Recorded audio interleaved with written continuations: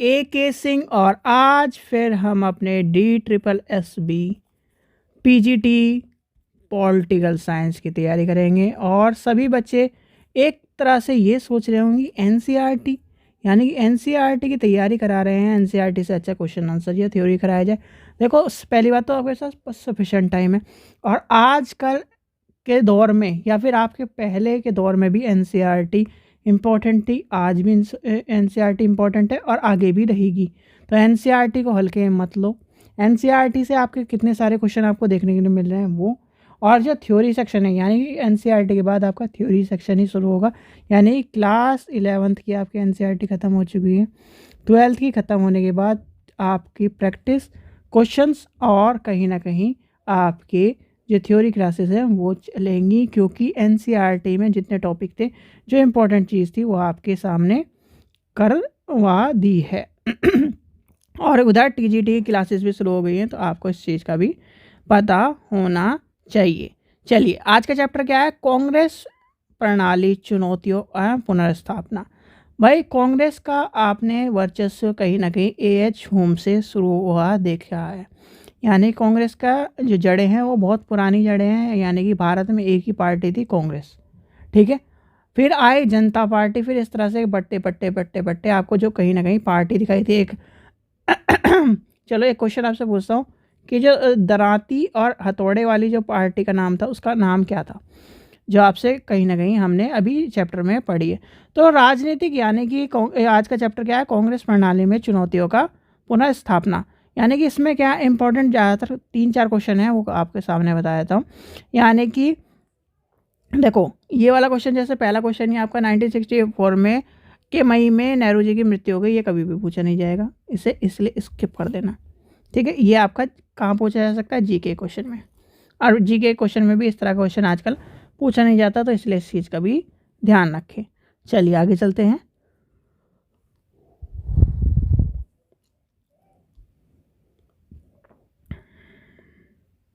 देखिए जो सबसे ज़्यादा इम्पोर्टेंट है वो है ये पॉइंट, यानी कि ये नारा। यानी कि 1965 में भारत के साथ युद्ध का, यानी कि भारत का पाकिस्तान का युद्ध हुआ, पाकिस्तान के साथ युद्ध हुआ, इसके बारे में अपने पिछले अध्याय में पढ़ा है, ठीक है। क्या पढ़ा? पिछले अध्याय में पढ़ा है जो हमने पढ़ा। शास्त्री जी ने जय जवान जय किसान का नारा दिया था। तो आपसे कई बार ये पूछा गया, GK के फॉर्म में पूछा गया, पॉलिटिकल में पूछा गया, TGT में भी पूछा गया, TGT SST में। तो आपको पता होना चाहिए जय जवान जय किसान का नारा किसने दिया था? तो लाल बहादुर शास्त्री जी, जो कि आपके यह इस क्या है पिक्चर में आपको दिखाई दे रहे होंगे, ठीक है। जो क्या है इन्होंने क्या है 10 जून 1966 को ताशकंद कि अचानक यानी कि एक तरह से क्या हुआ, ताशकंद में इनका देहांत हो गया था, और कहीं ना कहीं तो क्या है इनकी मृत्यु हो गई थी। सबसे ज़्यादा इंपॉर्टेंट इसमें एक ही पॉइंट आता है सबसे ज़्यादा, जो कहीं ना कहीं आपके क्वेश्चन से पूछा जा सकता है, ये वाला। और भारत पाकिस्तान का क्या है युद्ध के बारे में आपसे पूछा जाता है। एक भारत पाकिस्तान का युद्ध, और एक क्या है बांग्लादेश वाला, जो क्या है वो जो एक तरह से ये मान के चलिए जब बांग्लादेश ने सिलेंडर कर दिया था, तो वो वाला भी आपको पता होना चाहिए। फिर आता है तो कहीं ना कहीं, और इनकी जब शास्त्री जी की अचानक मृत्यु होने के बाद एक तरह से कहीं ना कहीं उनका जो पद था वो, यानी कि प्रधान मुख्यमंत्री और इस तरह की चीज़ों के बाद, तो मोरारजी यानी मोरारजी देसाई जो थे वो कहीं ना कहीं आपके इस पद पर ग्रहण हुए। और ये क्वेश्चन भी आपसे कहीं नहीं पूछा जाता, जो आप क्या करोगे इसे भी इम्पोर्टेंट लगाओगे, ये आपके GK क्वेश्चन में चला जाएगा, और GK क्वेश्चन के तौर पर भी आपके सामने नहीं पूछा जाएगा।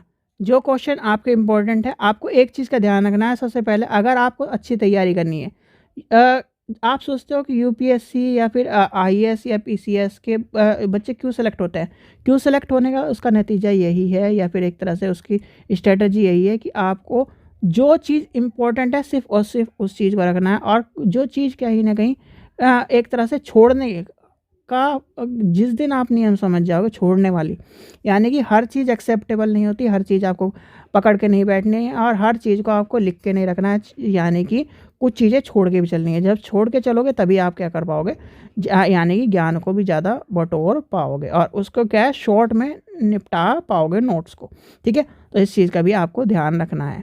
चलिए आगे चलते हैं।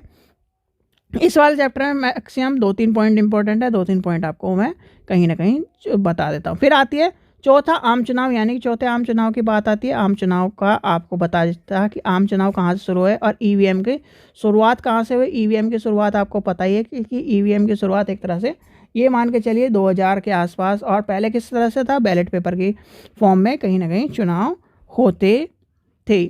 चलिए आगे चलते हैं, आगे देखते हैं। चलिए आगे चलते हैं, आगे देखते हैं और क्या चीज़ें इंपॉर्टेंट है इस चैप्टर में। गैर कांग्रेसीवाद यानी गैर कांग्रेसीवाद, और गैर कांग्रेसीवाद से यहाँ से एक क्वेश्चन पूछा जा सकता है। यानी कि इस जितने भी आपको एनसीईआरटी में डायलॉग बॉक्स या फिर एक तरह से स्पेसिफिक तौर पर दिखाई दे, तो आपको इस चीज़ का भी ध्यान रखना है। जैसे भारत में जिस तरह से क्या है, एक तरह से समाज की रचना हुई, बने नागरिकता बनी, सरकार के हाथों में गई, और कानून व्यवस्था बनी, एकमात्र एक तरह से विकलता, यानी भारत में लोकतांत्रिक ढांचे के भीतर विकास के महान परिणाम यानी प्रयोग असफल हो चुके। ये किसने कहा, ये नवीन मैक्सवेल में उपयुक्त बातों अपनी लेख इंडियाज़, यानी कि ये आपको पता होना चाहिए क्या है। अगर आपसे पूछा जाएगा, क्या पूछा जाएगा, ये किसकी लेख है या फिर किसी की किताब है, किसने लिखा है, तो ये आपको पता होना चाहिए। ये लेख कहाँ से प्रकाशित हुआ, ये पता होना चाहिए। तो ये क्या है, इंडिया डिस्क्रिप्टिव डेमोक्रेसी में कहा गया है, तो ये आपको पता होना चाहिए। और ये आपसे ऐसे नहीं पूछा जाएगा ये लेख देके। पहली बात तो पॉलिटिकल साइंस में इस लेख को भी देके पूछा जा सकता है, पर आपको ये पता होना चाहिए कि ये लेख यानी कि अपने लेख किसने, मैक्सवेल ने, और उनकी किताब यानी कि लेख का नाम क्या है, ये कहाँ पर, ये लेख लंदन में क्या है, टाइम्स में प्रकाशित हुआ था, और कब हुआ था। और ये क्वेश्चन आपसे पूछा जा सकता है एज ए पॉलिटिकल के फॉर्म में, पॉलिटिकल साइंस के फॉर्म में आपसे क्वेश्चन इंपॉर्टेंट बनता है। चलिए आगे चलते हैं। चुनाव के यानी कि जनादेश, ये हमारे लिए इंपॉर्टेंट है। जब आप क्या करोगे यानी कि पीजीटी बन जाओगे, तो आपको बच्चों को ज़रूर पढ़ाना पड़ेगा। ये क्वेश्चन इंपॉर्टेंट उन यानी कि बच्चों के पॉइंट ऑफ व्यू से इंपॉर्टेंट बनता है। फिर आता है गठबंधन। गठबंधन का क्या है, यानी कि जो आपने एक हमारी यानी कि 12 अनुसूची है, और कहीं ना कहीं जो 8वीं अनुसूची किसके ऊपर है, भाषा के ऊपर, 9वीं किसके ऊपर है, और 10वीं यानी 10वीं एक गुट निरपेक्षता की बात करती है, गठबंधन की बात करती है, कहीं ना कहीं इन तरह की चीज़ों के ऊपर लेके चलती है। तो आपको 10वीं अनुसूची के बारे में पता होना चाहिए, जो कहीं ना कहीं क्या बताती है, यानी कि अनुसूचियाँ भी आपको याद होनी चाहिए कि अनुसूची किसके ऊपर लेके चल रहा है, कौन सी अनुसूची कहाँ पर चल रही है, तो इस चीज़ का भी ध्यान रखें। यानी कि 1967 में चुनाव का गठबंधन की परिघटना सामने आई, सबसे क्या है, परिघटना सामने आई। और कहीं ना कहीं ये जो आगे एक चीज़ पूछी जाती है या फिर क्या है, जो क्वेश्चन पूछा जा सकता है यहाँ से, पंजाब में बनी संयुक्त विधायक दल की सरकार, यानी कि आपसे पूछी जा सकती है कहाँ पर, यहाँ। तो उसका यानी उसका नाम क्या था, पॉपुलर यूनाइटेड फ्रंट के नाम से वो सरकार जानी जाती थी। तो आपको ये पूछा जा सकता है पॉपुलर यूनाइटेड फ्रंट कहाँ से या कहाँ की सरकार थी, तो आपको पता होना चाहिए। ये क्वेश्चन आपसे पूछा जा सकता है। फिर आता है दल बदल, यानी कि दल बदल और क्या है, यानी कि देखो दल बदल और क्या है, गुट निरपेक्ष यानी गठबंधन। ये कहीं ना कहीं आपके कौन से अनुच्छेद यानी अनुच्छेद बोलो, अनुसूची 10 को ध्यान में रखते हुए आपको पता होना चाहिए। अनुसूची 10 में आपके क्या बताया गया, अनुसूची 10 में यही कहीं ना कहीं इस चीज़ का जिक्र हुआ है।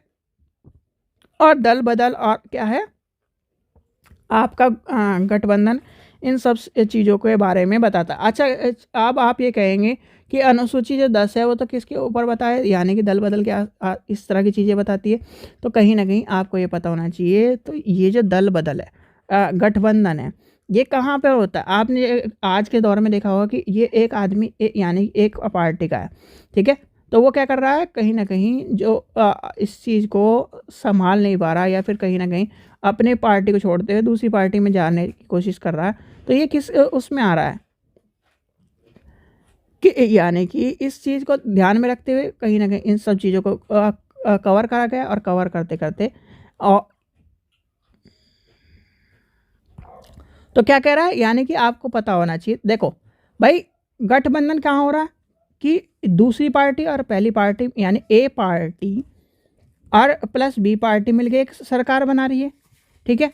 और इसी का देखते देखते कहीं ना कहीं दल बदल भी हो रहा है कि भाई मुझे ये अच्छा नहीं लग रहा है, इसकी जगह ये जा रहा हूँ, तो कहीं ना कहीं जब 10वीं अनुसूची में क्या कहा गया, यानी कि यह संविधान में 52वें संविधान संशोधन में आई थी। 52वें संविधान संशोधन यानी कि 52वें संविधान संशोधन में कहीं ना कहीं जिक्र हुआ और 1985 के दौरान जोड़ा गया।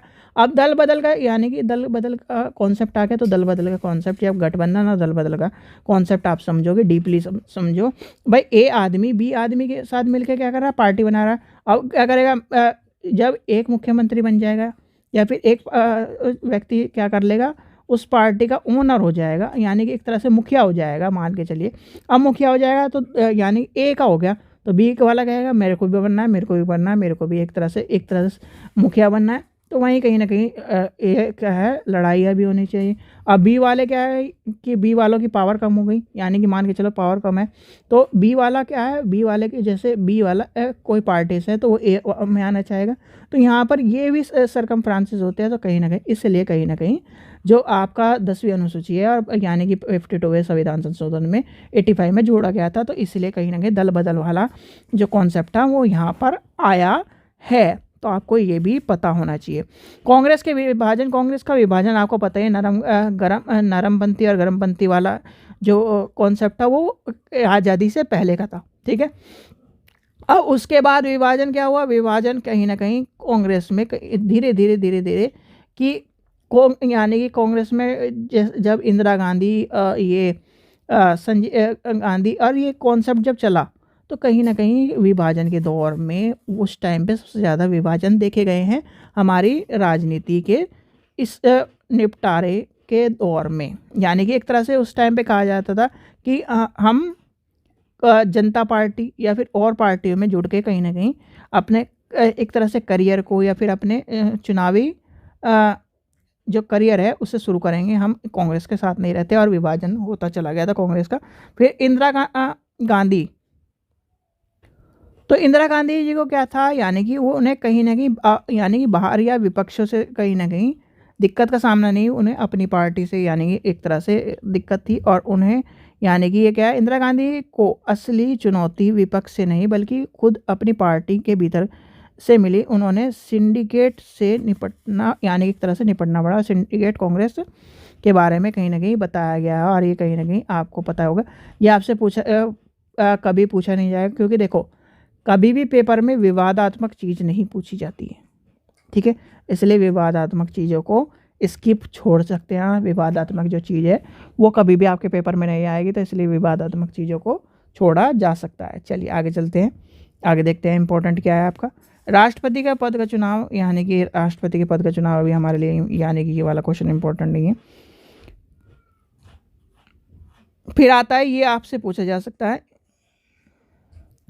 तो पॉलिटिकल के पॉइंट ऑफ व्यू से आपसे ये पूछा जा सकता है कि यानी कि एस निजलिंगप्पा यानी इंडियन इंदिरा गांधी की पार्टी से एक तरह से निष्कासित हुए, और कहीं ना कहीं 11 नवंबर 1965 को एक चिट्ठी लिखी और कहीं ना कहीं इसमें ये सारी बातें बताई गई हैं, ठीक है। चलिए आगे चलते हैं, आगे देखते हैं और क्या इम्पोर्टेंट है। फिर आता है चुनाव, यानी 1971 में चुनाव और कांग्रेस के पुनर्स्थापना, कहीं ना कहीं पुनर्स्थापना हुई थी। फिर पुनर्स्थापना होते होते यानी एक नारा आया था गरीबी हटाओ, और गरीबी हटाओ का नारा था यानी कि, और इसमें कहा गया था यानी कि गरीबी हटाओ का नारा दिया, और गरीबी हटाओ का नारा किसने दिया था, ये भी आपसे क्वेश्चन पूछा गया है। पर यह है कि पीजीटी में नहीं पूछा गया, इस चीज़ का ध्यान रखना। ये आपका नॉर्मल जीके में क्वेश्चन पूछा गया है, तो आपको ये पता होना चाहिए। फिर इसके कहीं ना कहीं परिणाम आते आते कहीं ना कहीं ये गरीबी हटाओ से बन गया था गरीबों को हटाओ। तो कहीं ना कहीं इस चीज़ का भी जिक्र आता है हमारी राजनीति के दौर में। गरीबी हटाओ से बन गया था आपका गरीबों को ही हटा दो, ठीक है।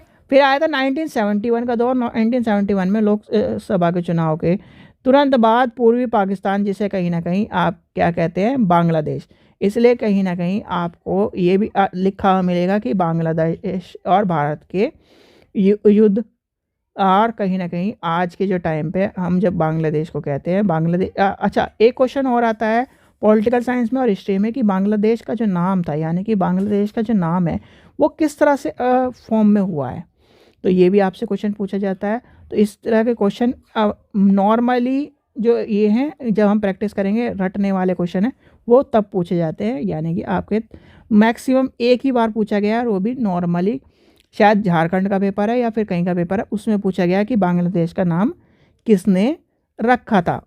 ठीक है, चलिए आगे चलते हैं। DSSS KVS और NVS में इस तरह के क्वेश्चन आते नहीं है, तो इस चीज़ के चलिए आगे देखते हैं। आगे आता है क्वेश्चन क्या है आपसे पूछे जाने वाला क्वेश्चन आपका, देखते हैं।